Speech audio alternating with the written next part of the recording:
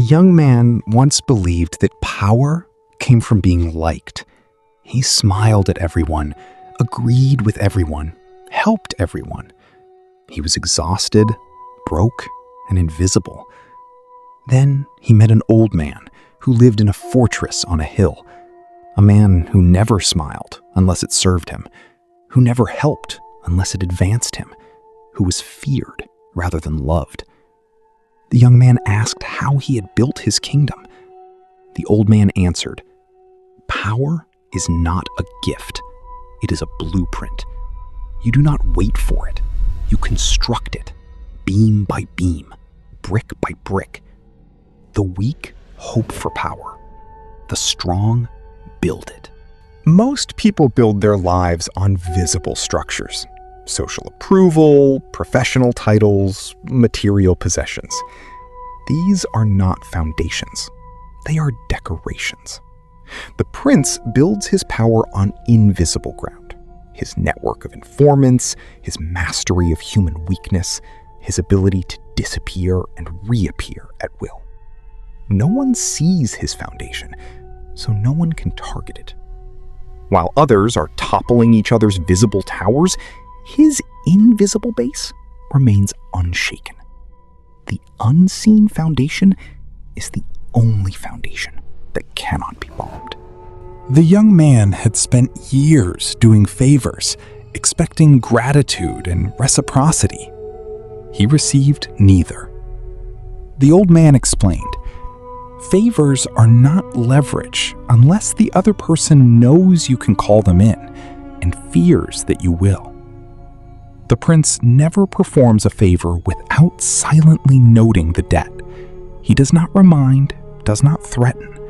He simply waits. Years later, when he needs that debt called, the debtor feels the weight of an obligation they had forgotten, but he had not. Unspoken leverage is the strongest leverage because it is felt before it is remembered. The world will owe you nothing unless you remember what you are owed. The prince keeps a mental ledger, not for revenge, but for calibration. He knows who has helped him and who has hindered him. He knows who is reliable and who is treacherous. This memory is not a burden. It is a map. The unforgotten debt is the debt that, when properly remembered, guides every future interaction. Those who forget history are doomed to repeat it. Those who remember it are doomed to profit from it. The young man had been transparent. Everyone knew his next move. He was predictable, and predictability is vulnerability. The old man taught him to become a fog, present but impossible to grasp. He learned to answer questions with questions, to leave meetings without revealing his position, to let his enemies waste resources preparing for attacks he never planned to launch. The unreadable intent is the intent that cannot be countered, because the enemy cannot see where the blade will fall. The young man had collected acquaintances like stamps, many but shallow. The old man introduced him to the power of deep, invisible networks. One person who knows everyone is worth more than 100 who know no one. The prince cultivates a small circle of allies who are themselves connected to vast webs of influence. He does not need to know everyone. He needs to know the one who connects to everyone.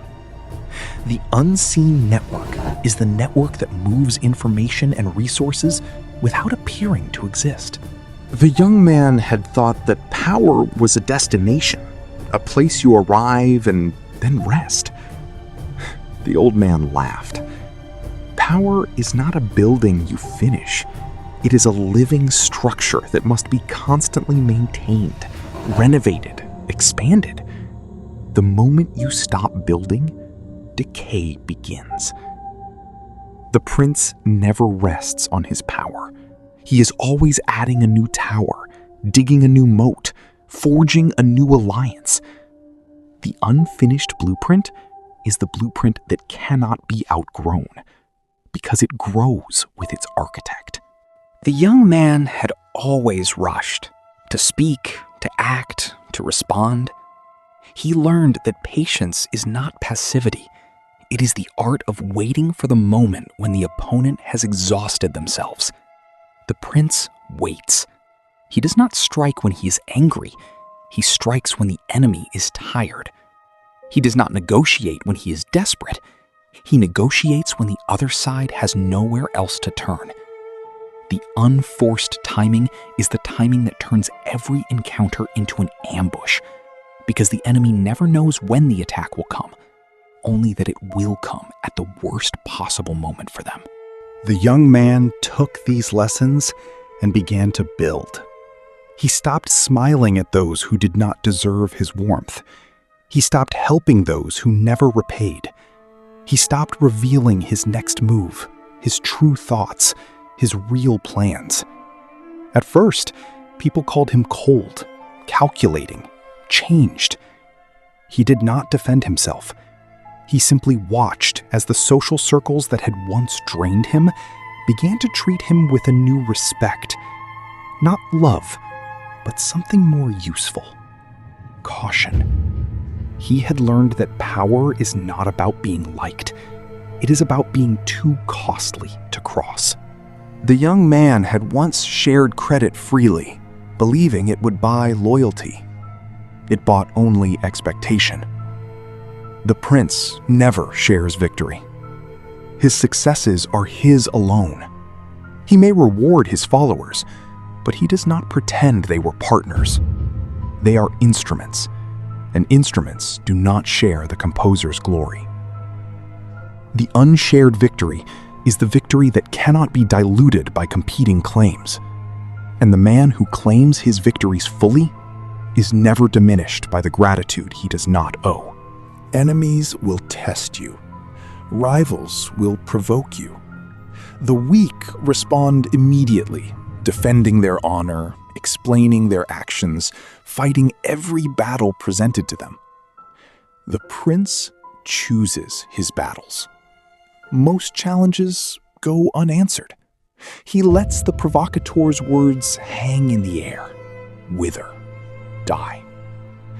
The unanswered challenge is the challenge that reveals the challenger's irrelevance, because the truly powerful do not need to prove themselves to those beneath them.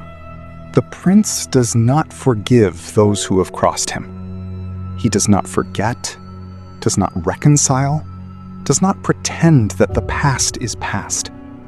He files the offense away, waits, and when the moment is right, he collects, not with anger, with precision. The unforgotten enemy is the enemy who never knows when the blow will come, and the waiting itself becomes a weapon more devastating than any strike. Every person has weaknesses, but the prince has learned to make his invisible. He does not confess his fears, does not display his wounds, does not seek sympathy. His surface is smooth, unbreakable. Those who search for cracks find only polished stone. The unreadable weakness is the weakness that cannot be exploited, because it is never where the enemy expects it to be. The prince does not hide his weaknesses behind walls. He hides them in plain sight, disguised as strengths. The young man, now a prince, looked back at his journey. He had built a fortress where there was once only open ground. He had turned acquaintances into assets, enemies into cautionary tales, time into leverage. Yet he knew he was not finished. Power is not a crown. It is a construction crane that must keep lifting new stones. The unfinished dominion is the dominion that never stops expanding, because the prince knows that the moment he stops building, someone else will begin building on his rubble. You have now received the blueprint. The young man in our story took years to build his power, and he is still building. You will not wake up powerful tomorrow. Power is not a spell, it is a structure. But you can lay the first stone today. Stop seeking approval. Start building invisibly. Keep your ledger. Guard your intentions. Choose your battles. Be too costly to cross, too unpredictable to trap, too patient to exhaust.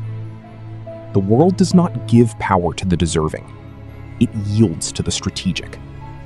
Now go. Lay your first stone. Build your fortress. Be the prince. Subscribe to The Dark Scholar. This channel is your blueprint, your weekly dose of strategic wisdom delivered in shadows. Hit subscribe now and begin constructing your power, one law at a time. Take the first step tonight. Identify one person who drains your energy, one obligation that serves you nothing, one habit that leaks your power. Cut it. Then comment below, "I laid my first stone." Let us build this fortress together. The young man had built his fortress. He had learned to keep his ledger, to hide his intentions, to strike only when the moment was ripe. Yet he found that power was not a destination. It was a current that required constant navigation. New enemies emerged from the shadows he had not yet illuminated. His old allies grew restless, seeking to test the boundaries of his dominion. He returned to the old man on the hill, not for answers, but for confirmation. Power is never static. The fortress must be expanded, the blueprint revised. The architect must remain on site, watching, waiting, refining. Every gain requires a sacrifice. The young man had sacrificed his need for approval, his desire for a full social calendar, his hope for universal love. But he discovered that sacrifice is not a single event. It is a continuous process. Each new level of power demands a new offering. He learned to give up what he loved most, not out of masochism, but out of arithmetic. The gain outweighed the loss. The unreadable sacrifice is the sacrifice that no one sees, because the prince does not announce it. And the man who gives up what he cherishes without complaint is the man who cannot be bribed with what he has already surrendered. The prince knows that he will not live forever. Power that dies with its holder was never true power. It was borrowed. He cultivates successors invisibly, not through formal apprenticeship, but through observation and subtle testing. He watches who rises when he is absent, who fills silences, who commands rooms he does not occupy. These are his heirs, and they do not know they are being measured. The unseen successor is the successor who ensures that the blueprint outlasts the architect, and the prince who plans his own obsolescence never truly dies. Information is the currency of power, but the prince does not chase it. He creates vacuums that others rush to fill. He asks fewer questions and leaves more silences. In those silences, others reveal themselves, confess their weaknesses, disclose their intentions. He does not need to interrogate.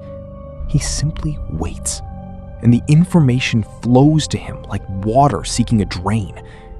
The unforced information is the information that costs nothing to acquire and everything to withhold. And the man who masters silence never lacks for intelligence. The young man had learned in part 1 to take credit for his victories, but he now discovered a deeper truth. Sometimes, credit is a trap. The prince occasionally allows others to claim his victories, to bask in the glory, to become visible. While they are in the spotlight, they become targets. He works in shadow, and the shadows are his shield. The unshared credit is the credit that keeps him invisible, and the man who is willing to let others be seen is the man who cannot be shot. The young man had made mistakes, trusted the wrong person, moved too soon, shown his hand too early. He did not erase these failures. He enshrined them. He kept a mental archive of every error, not to punish himself, but to arm himself. The unforgotten lesson is the lesson that inoculates against repetition. And the prince who remembers his own foolishness is rarely fooled again. Loyalty is a performance. The prince does not trust declarations of loyalty. He tests them. He creates scenarios where disloyalty would be easy, profitable, even expected.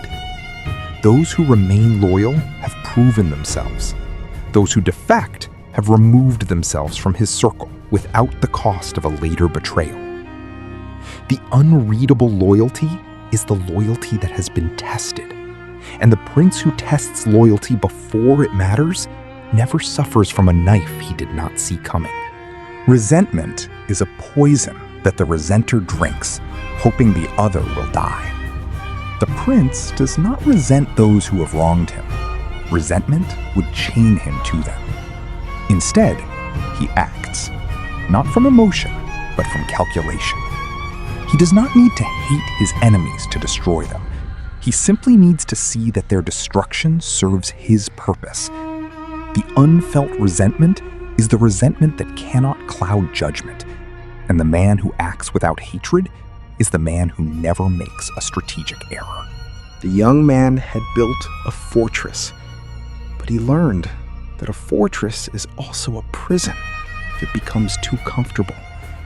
He began to expand, not his territory, but his influence.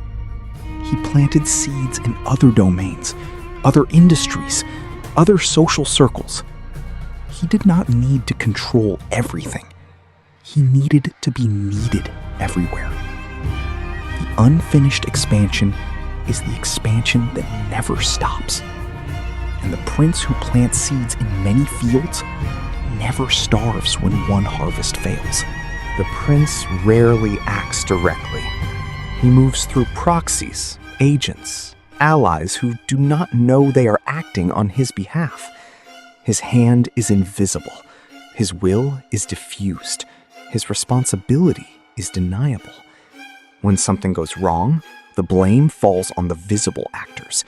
When something goes right, the credit is absorbed into the system. The unseen hand is the hand that cannot be cut off, and the prince who never touches what he moves is never burned by what he touches. Alliances are not friendships. They are temporary alignments of interest. The prince does not seek permanent allies. He seeks useful ones. When an alliance no longer serves, he does not mourn its dissolution. He simply adjusts.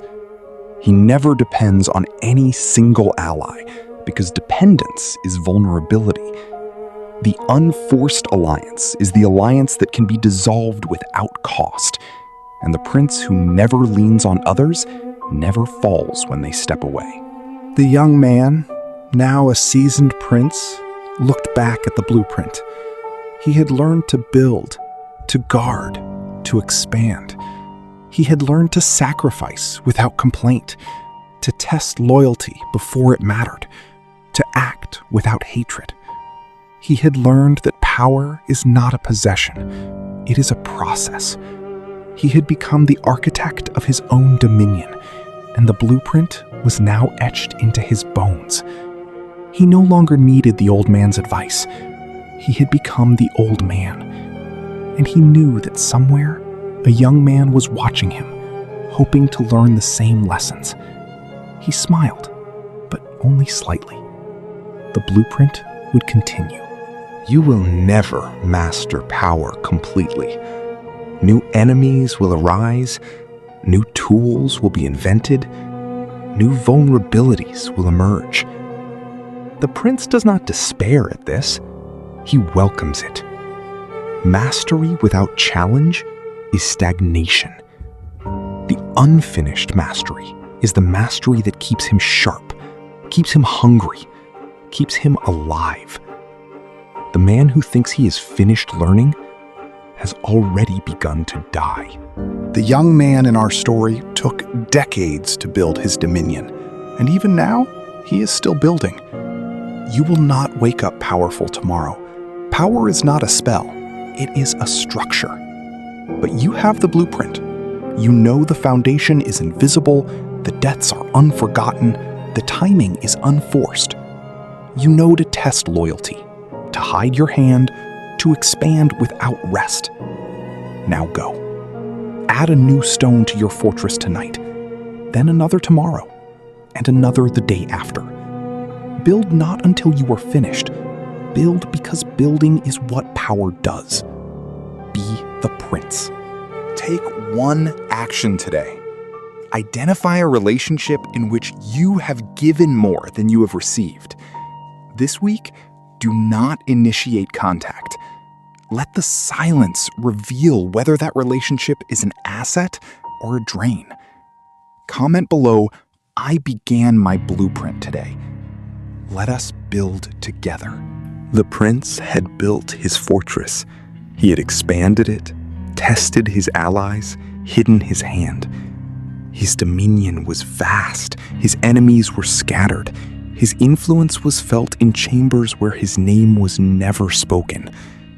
Yet he found himself uneasy. He had mastered the external world, but an internal question gnawed at him. What is power for? He had spent decades accumulating, defending, expanding. He had sacrificed comfort, connection, peace. Now, in the silence of his highest tower, he asked the question that the old man had never answered. When the blueprint is complete, what do you build next? The answer came not as a revelation, but as a recognition. Power is not an end, it is a means. And a means without an end becomes a prison. The prince had spent years hiding his intentions, but he had never asked himself what his intentions actually were. He had been strategic, but not directed.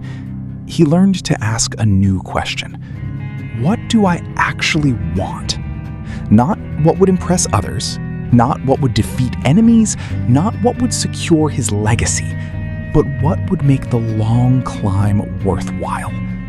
He discovered that many of his goals were borrowed, inherited, expected. He shed them like a snake sheds skin. The unreadable purpose is the purpose that is truly his own, and the prince who knows what he wants is never ruled by the desires of others. The prince had once feared being forgotten. He had built monuments, named towers, commissioned histories. But as he grew older, he realized that the desire for legacy is the desire for control beyond death. And that control is an illusion. He stopped trying to be remembered. He focused instead on the work itself, on the lives he could touch, on the structures he could build that would outlast him without bearing his name. The unfelt legacy is the legacy that requires no monuments. And the prince who stops caring about being remembered is remembered for precisely that. Power is often pursued in isolation, but the prince realized that the greatest power is the power to inspire.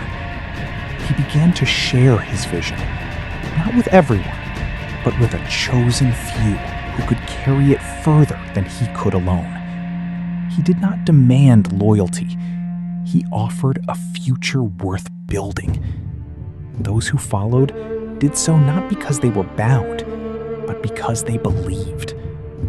The unshared vision is the vision that multiplies through others, and the prince who plants his vision in fertile ground harvests 100-fold.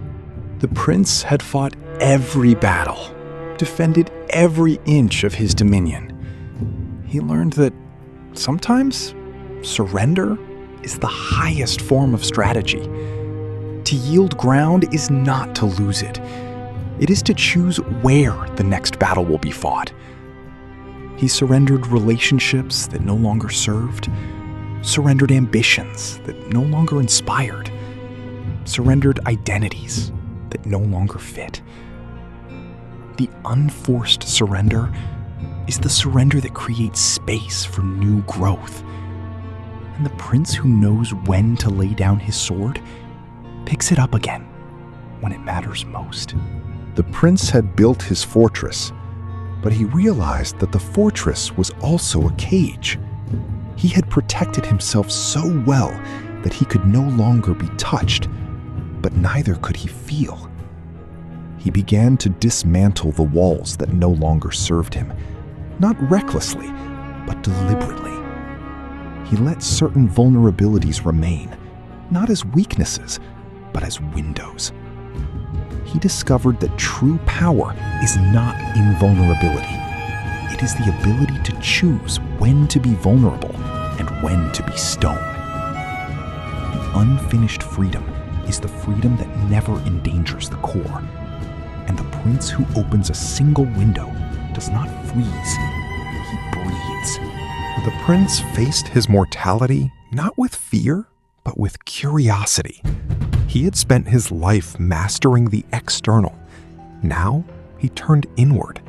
He examined his own death as he had examined his enemies from a distance with cold analysis.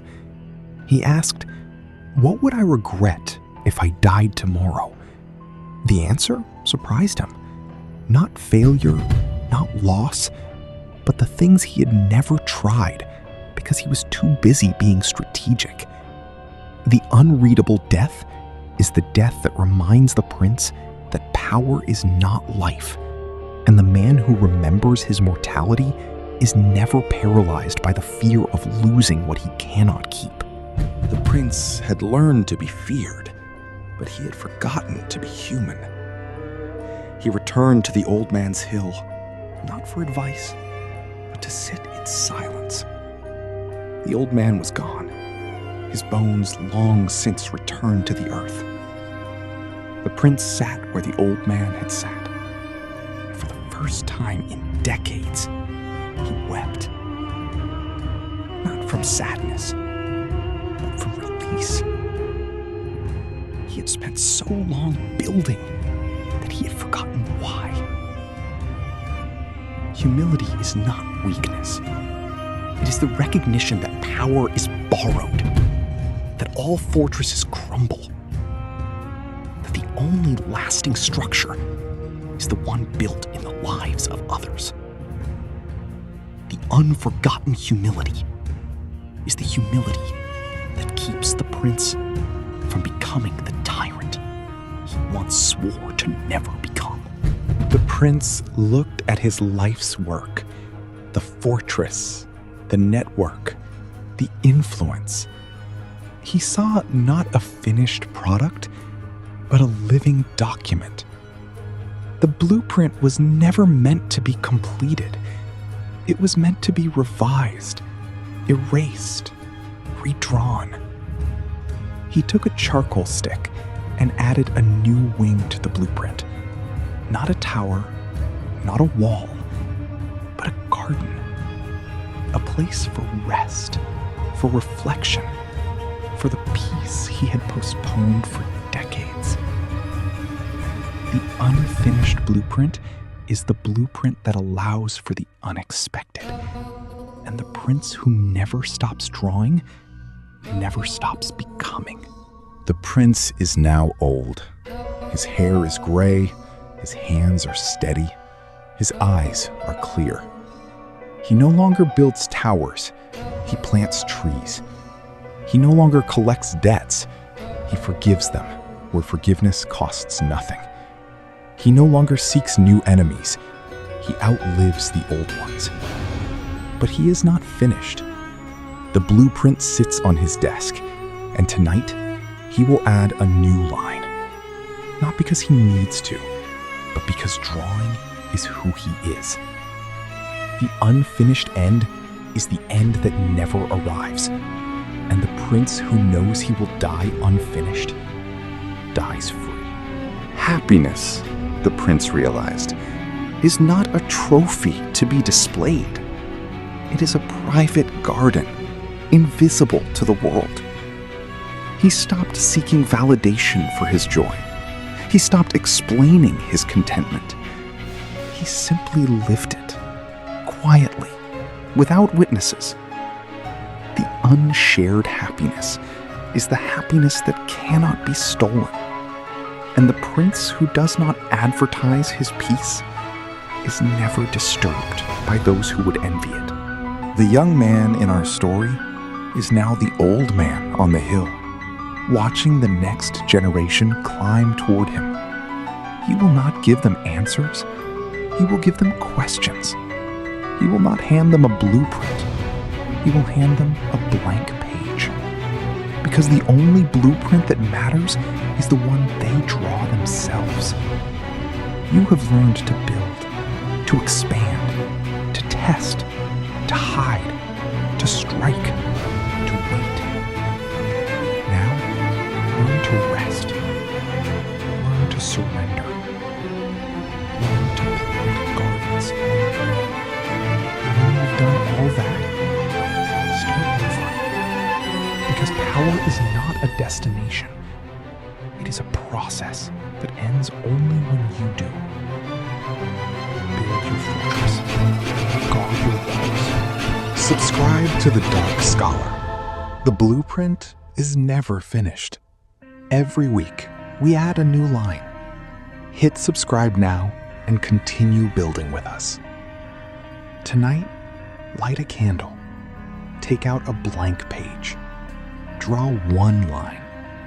Not a tower, not a wall, but something you want to build for yourself.